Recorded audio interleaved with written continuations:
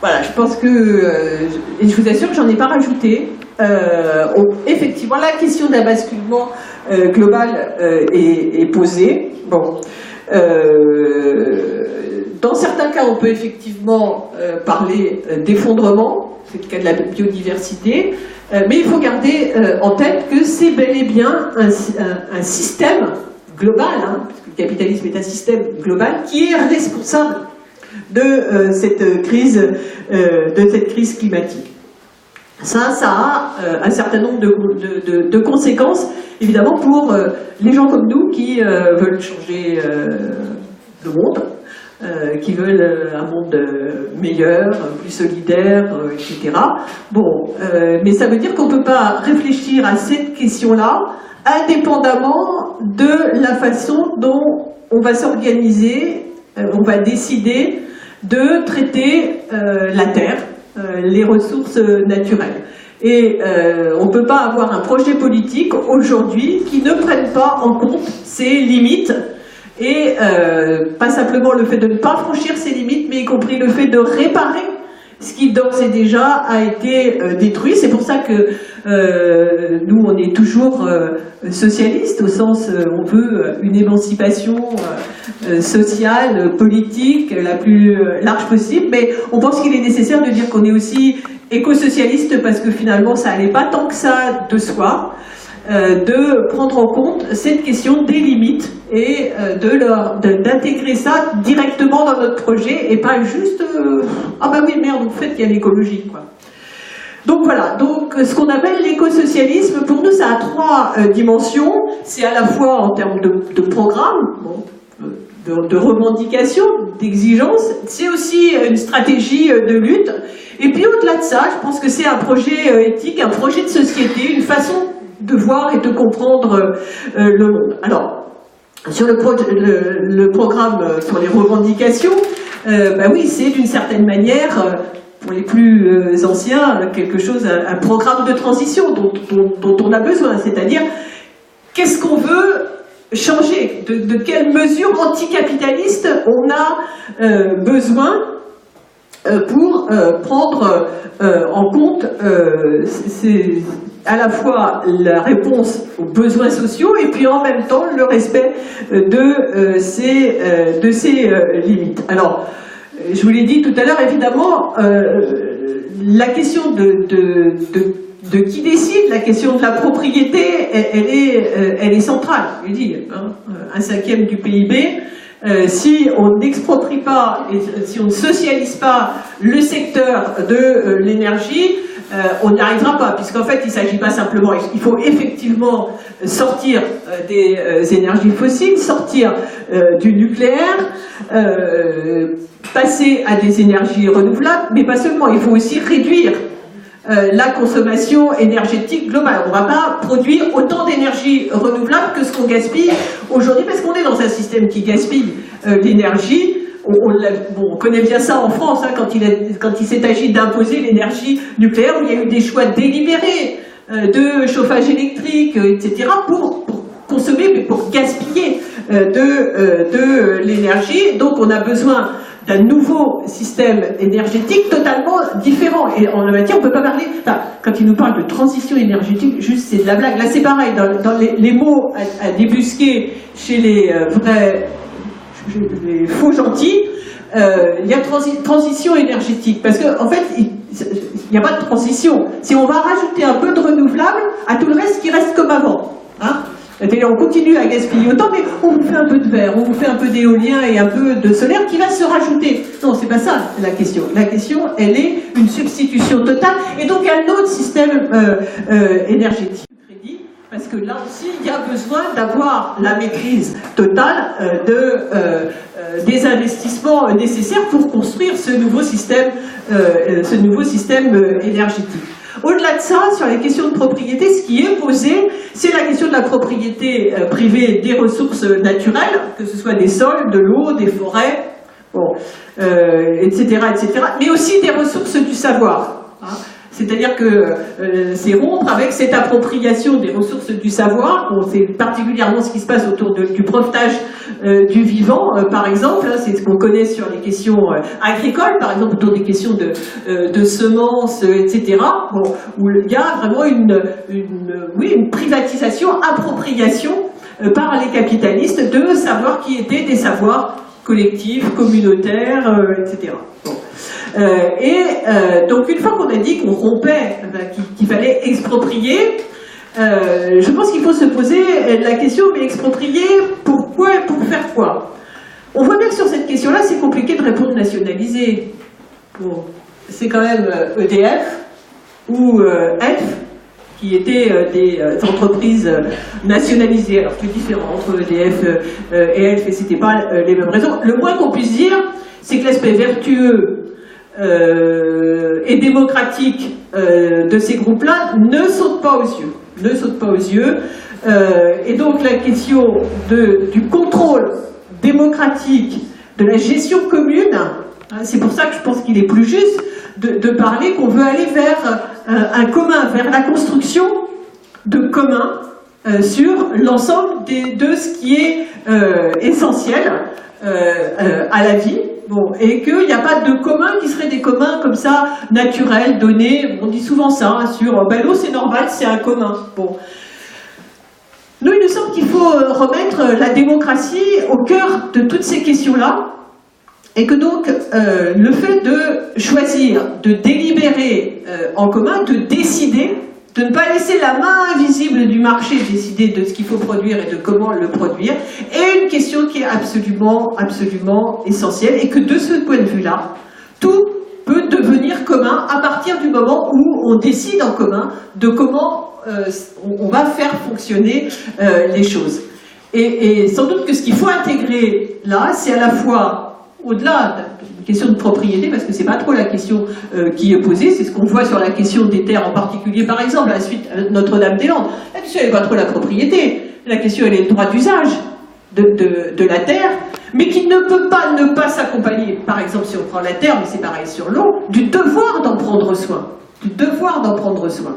Voilà. Ça, c'est incompatible, tant avec une propriété privée qu'avec une propriété étatique bureaucratisée. Voilà. Donc cette question-là est au centre. Et puis c'est plus globalement, je crois, une démarchandisation globale de la société et de nos vies. Et évidemment, de ce point de vue-là, l'extension de la sphère de la gratuité des biens, des services, de ce qui est élémentaire pour vivre. Alors bon, c'est les transports publics gratuits, par exemple, qui est une exigence essentielle. Bon, nous, ça nous paraît évident sur l'enseignement et la santé, même si c'est extrêmement dégradé, mais se pose aussi, par exemple, la question de la gratuité, de l'accès à l'énergie et à l'eau. Et là, on voit tout de suite que là encore, on a la question de décider en commun de comment on gère, puisque, oui, que ce soit gratuit pour les besoins élémentaires, mais qu'on pénalise effectivement les usages. On ne va quand même pas payer l'eau de la même façon pour boire, faire sa toilette ou faire cuire les nouilles que pour remplir sa piscine privée. Bon, on voit bien que la discussion, qu'à partir du moment où on ne considère plus les choses comme des marchandises, mais comme à la fois des choses dont on doit avoir l'usage, qui sont utiles, mais aussi dont il faut prendre soin, on va regarder les choses de manière totalement différente. Alors, poser cette question de la propriété, donc socialisée, ça a d'intérêt que si derrière ça permet effectivement de le transformer. Voilà. Qu'est-ce qu'on produit, de comment on le produit, et aussi une question essentielle qu'on doit poser. Donc, d'abord en arrêtant, puisque je l'ai dit, il faut réduire la consommation d'énergie, évidemment il faut réduire la production matérielle et les transports. Et donc il y a toute une série de choses qui sont totalement inutiles, dangereuses, nuisibles, qu'il faut absolument arrêter de produire. C'est vrai pour le nucléaire, c'est vrai pour l'armement, c'est vrai pour le secteur des engrais chimiques, qui est le secteur dans lequel je travaillais jusqu'à il y a 3 jours. Voilà.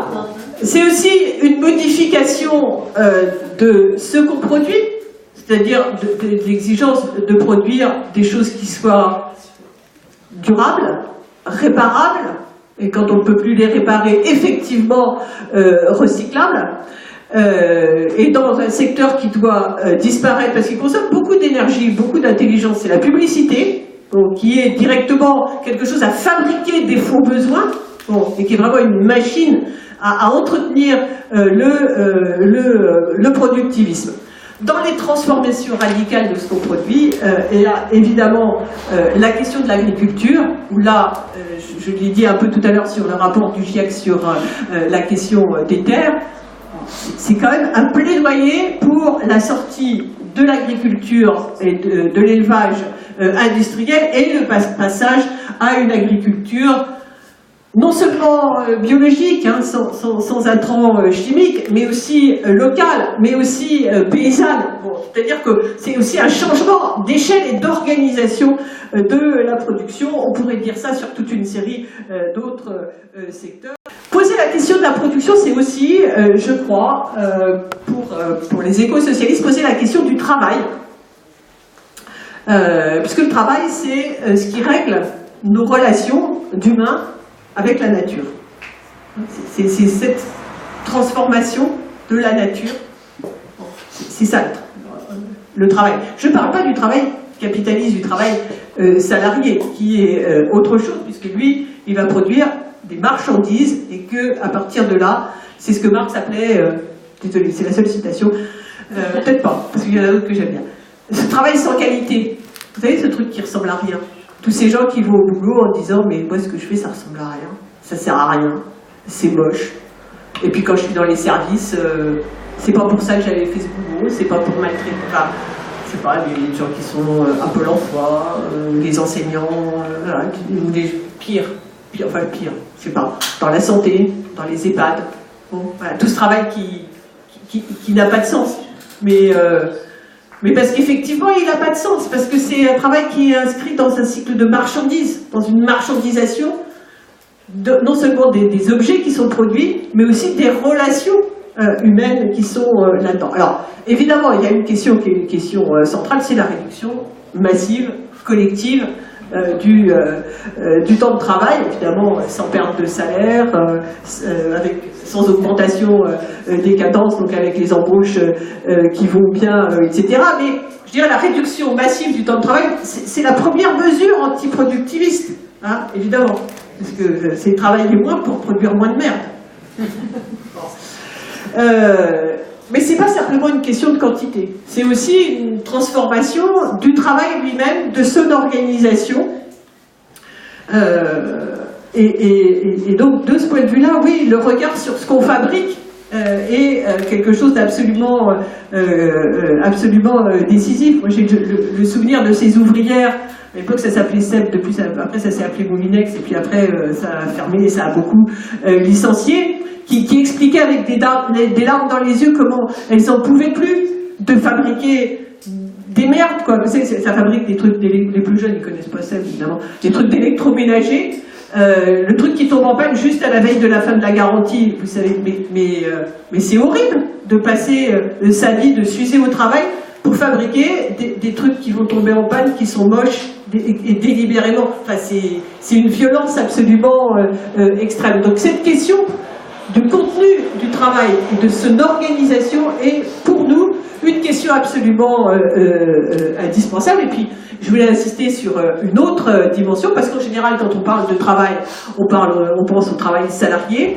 Ça fait l'impasse sur tout un pan extrêmement important du travail, qui est un travail non salarié, non payé, gratuit, exécuté principalement par les femmes, ce qu'on appelle le travail de reproduction sociale, qui en gros répond à la question les producteurs produisent, voilà, mais qui produit et reproduit les producteurs, c'est ce travail-là qui produit et reproduit, qui prend soin des êtres humains. Et donc là-dedans, je pense qu'il y a deux choses, à la fois prendre en compte le fait que, bien qu'invisible, bien que non marchandisé, donc sans valeur du point de vue du capitalisme, c'est des tâches qui sont absolument essentielles et indispensables. Et donc si on dit qu'il y a des choses qu'il faut arrêter et qu'il y a des choses par contre qu'il faut faire plus et mieux, le travail de soins en fait effectivement partie, donc la reconnaissance de ces tâches-là, avec quelque chose qui soit à la fois le fait de les déprivatiser, c'est-à-dire d'avoir effectivement des vrais services publics, mais aussi de les déféminiser au sens de cesser de les attribuer exclusivement aux femmes, avec une répartition absolument genrée des rôles qui impose des normes, bon, et qui ont à voir avec la dévalorisation, puisqu'on a en même temps un côté, ouais, mais enfin c'est pas vraiment une qualif, parce que c'est des trucs que les femmes elles savent faire, prendre soin des autres, elles savent faire depuis toute petite, donc ça mérite pas vraiment d'être valorisé. Voilà. Donc cette critique-là du travail doit s'étendre à l'ensemble des travaux, qui ne sont pas simplement le travail salarié, mais aussi le travail invisible, gratuit et cependant essentiel, qui est le travail de soins, le travail de reproduction sociale. Et puis il y a une série d'autres choses sur lesquelles je ne vais pas forcément avoir le temps de revenir, mais qui sont à remettre en cause, qui sont tout ce qui tourne autour de l'aménagement de l'espace, la coupure entre la ville et la campagne, et de prendre compte à quel point le tout auto a restructuré totalement nos environnements, conditionné les endroits où on habite, où on se distrait, où on fait ses courses, etc., etc. Bon, dans quelque chose d'extrêmement profond qu'on a à remettre totalement en cause. Voilà. La liste serait infinie, puis je suis sûre qu'il y aura plein de choses dans la discussion, mais ce qui préside à ça pour nous, c'est à la fois une question de justice sociale et environnementale, absolument indissociable, mais aussi un internationalisme et un anti-racisme viscéral, hein, puisque il ne faut jamais oublier la dette extrême des pays du Nord global à l'égard du Sud global, à la fois en termes de pillage des humains, des ressources, et puis à la fois en termes de fardeau, à la fois du changement climatique, mais aussi des déchets, etc., etc. Voilà. Donc pour nous, il s'agit effectivement d'un changement global, d'un changement structurel, des relations des humains entre eux et des humains avec la société. J'ai dit, pour nous l'écosocialisme c'est aussi une stratégie de lutte, évidemment, quand on parle de modification aussi profonde, la première chose c'est l'ampleur de la mobilisation qu'il faut pour imposer ça. Bon, parce que c'est une question d'abord de rapport de force, donc ça veut dire que la mobilisation elle peut être la plus large, mais qu'elle doit être aussi auto-organisée et consciente d'elle-même. Ça veut dire des bouleversements absolument extraordinaires dans nos vies, dont on peut penser qu'ils sont extrêmement positifs et qu'on vivra infiniment mieux. Mais c'est des changements qui ne peuvent être que consentis. Hein. L'émancipation des travailleurs et des travailleuses sera l'œuvre des travailleurs et travailleuses eux-mêmes, mais là, ça n'a jamais, enfin, ça prend toute sa force, parce qu'aucune de ces modifications-là ne peut être imposée par en haut. Il y a des gens qui pensent qu'on peut le faire par en haut et que la gravité de la crise climatique pourrait justifier des mesures autoritaires, à la limite d'une sorte de fascisme vert, de gris, ou je sais pas, enfin bon, bref. Donc, voilà. Donc cette question-là, elle est essentielle. Donc ça pose la question de avec qui, avec évidemment aujourd'hui une difficulté, on a des mobilisations extrêmement massives, bon, très fortes dans les pays du Sud, sur toute une série de projets extractivistes, etc., extrêmement fortes du côté des paysans et des paysannes. Je pense qu'une de l'organisation internationale la plus puissante et la plus impliquée liant les questions sociales et les questions climatiques et les questions d'oppression des femmes, c'est une organisation comme Via Campesina. Donc, voilà. Parce qu'on a là des gens qui sont directement confrontés aux effets du changement climatique et de l'ensemble des crises écologiques. Il y a une mobilisation de la jeunesse absolument fantastique. Il faut reconnaître qu'on a une difficulté du côté de ce qu'on appelle le mouvement ouvrier. du côté des travailleurs et des travailleuses et des salariés dans nos pays, dans les industries. Et que donc la question de la construction d'une conscience éco-socialiste, éco-syndicaliste, éco tout ce qu'on veut, parmi les travailleurs et les travailleuses, est une question qui est absolument essentielle et une dimension qui est extrêmement importante. Donc évidemment, ça passe par une série de garanties qui doivent être données aux salariés eux-mêmes de façon à ce qu'ils ne fassent pas les frais des transformations, d'autant qu'aujourd'hui, toute transformation de l'appareil productif se solde par plus de chômage, plus de précarité, etc., etc. Bon. Et donc la question des droits des salariés, en particulier quand il y a l'arrêt d'une production, bon, le droit pour les salariés, soit de mettre en œuvre eux-mêmes une reconversion, quand c'est possible. Bon, ils sont les mieux placés pour savoir ce qu'on peut faire avec leur appareil de production, avec leur machine. Et puis quand ça c'est pas possible, qu'il y ait effectivement le maintien du salaire, le maintien de l'ensemble de la protection sociale, trouver les moyens de maintenir le collectif de travail, y compris pour inventer autre chose. Parce que c'est vrai que le travail, c'est pas simplement le travail, c'est aussi les relations sociales et de solidarité qu'on peut y nouer. Donc cette question-là, elle est absolument importante. C'est l'augmentation des droits à l'intérieur des entreprises, en termes de droit de veto des salariés. Je sais, il y a un droit de retrait qui existe. Enfin, moi, des droits de retrait exercés directement par les salariés, j'en ai pas vu beaucoup, et pourtant j'ai bossé dans une boîte qui l'aurait mérité. Alors quelquefois, il y a des droits qui sont exercés par les salariés protégés, mais c'est au-delà de ça, un vrai droit de dire non, bon, sur tout ce qui concerne nos conditions de travail, et puis aussi que les salariés puissent agir réellement comme donneurs d'alerte, comme lanceurs d'alerte. Bon, je pense particulièrement, on reviendra peut-être tout à l'heure sur ce qui s'est passé à Lubrizol, bon, la boîte qu'a cramé à Rouen. Bon, une boîte américaine dans laquelle il n'y a quasiment pas de présence syndicale, une présence syndicale de la CFDT, donc autant dire rien.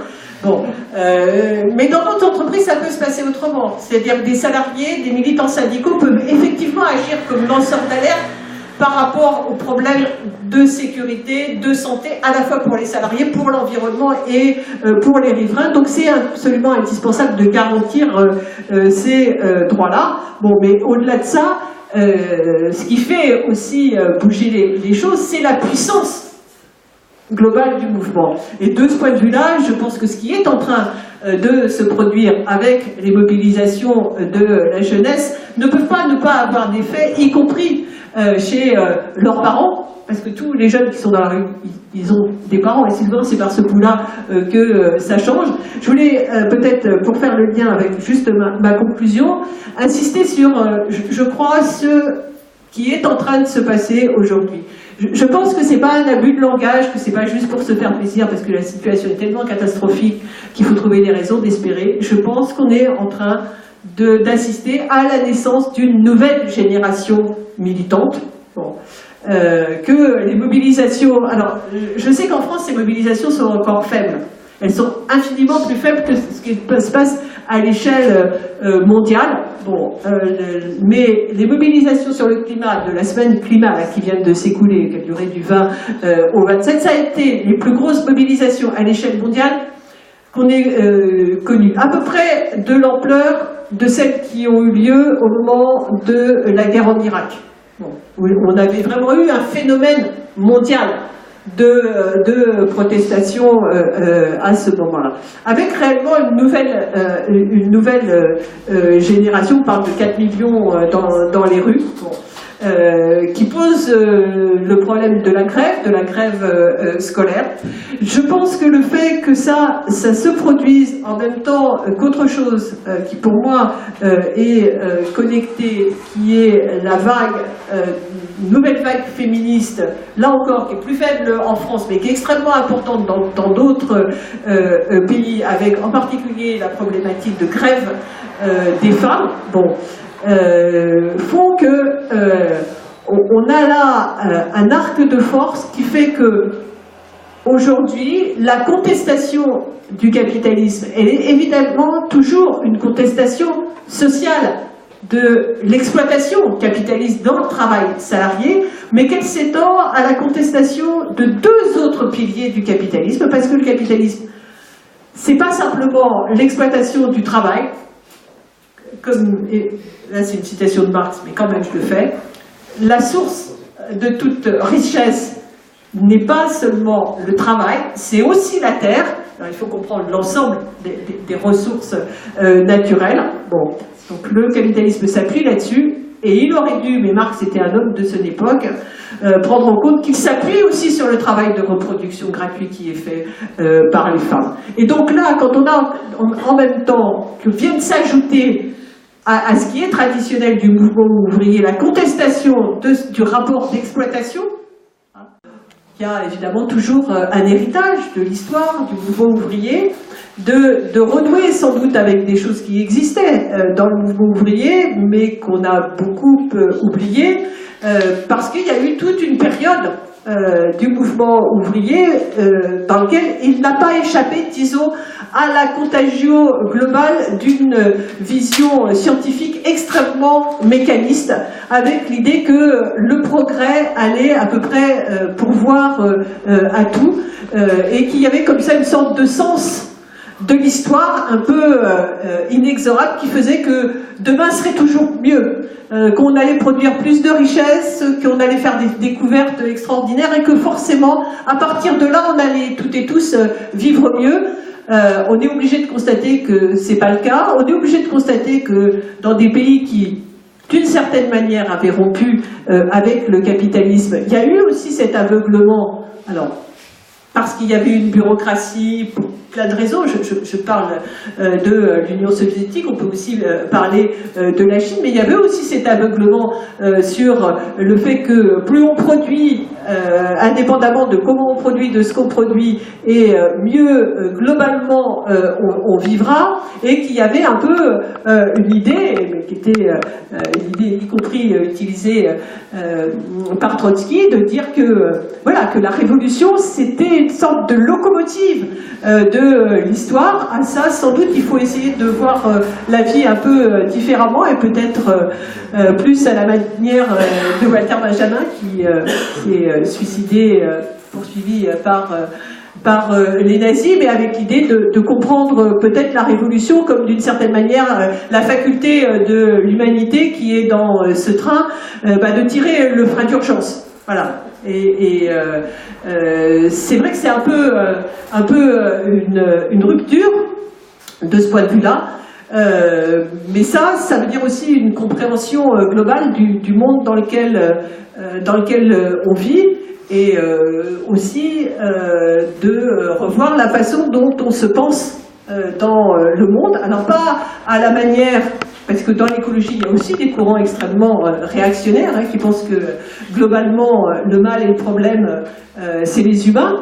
Il y a des gens qui ont écrit l'humanité va disparaître et ce sera bon débarras. On avait juste envie de leur dire d'accord, mais c'est qui commence.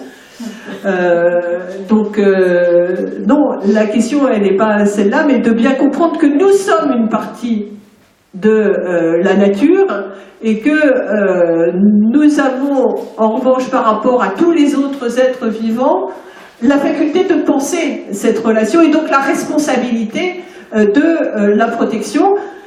Quand je dis que c'est un changement peut-être un peu éthique, philosophique, peut-être de la façon dont dans nos sociétés nous avons intégré la façon de se penser dans le monde, voilà, mais c'est forcément pour du mieux, sans doute pour quelque chose qui sera plus épanouissant, en tout cas que les satisfactions marchandes qui aujourd'hui nous sont proposées comme seule compensation à toutes les difficultés de vivre que le capitalisme nous impose dans l'ensemble des dimensions de notre vie. Voilà.